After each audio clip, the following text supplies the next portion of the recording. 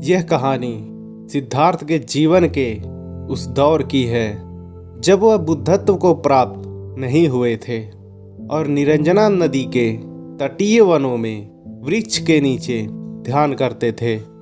सिद्धार्थ प्रतिदिन ध्यान करने के बाद पास के किसी गांव में चले जाते और भिक्षा मांगकर लौट आते। कुछ दिनों के बाद उन्होंने भिक्षाटन पर जाना बंद कर दिया क्योंकि एक गांव के प्रधान की छोटी बेटी सुजाता उनके लिए नित्य भोजन लाने लगी।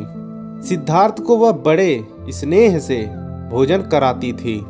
कुछ दिनों बाद उसी गांव का एक चरवाहा भी सिद्धार्थ से प्रभावित होकर उनके पास आने लगा। उसका नाम स्वास्ति था। एक दिन स्वास्ति से सिद्धार्थ बातें कर रहे थे कि तभी सुजाता भोजन लेकर आई। जैसे ही सिद्धार्थ ने भोजन करना शुरू किया, उन्होंने बातचीत बंद कर दी। जितनी देर तक वह भोजन करते रहे, बिल्कुल चुप रहे और वहां सन्नाटा छाया रहा। स्वास्ति को हैरानी हुई।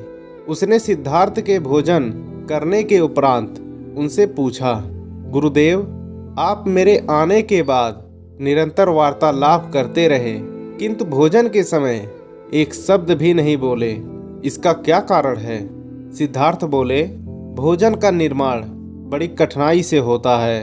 किसान पहले बीज बोता है, फिर पौधे की रखवाली करता है और तब कहीं जाकर अनाज पैदा होता है। फिर घर की महिलाएं उसे बड़े जतन से खाने योग्य बनाती हैं। इतनी कठिनाई से तैयार भोजन पूरा आनंद तभी संभव है जब हम पूर्णतः मौन हों। अतः भोजन के दौरान मैं मौन रहकर उसका पूरा स्वाद लेता हूँ। दोस्तों, इस कहानी का यही अर्थ है। शांति से किया गया भोजन न केवल शारीरिक भूख को तृप्त करता है बल्कि मानसिक आनंद और सात्विक ऊर्जा भी देता है।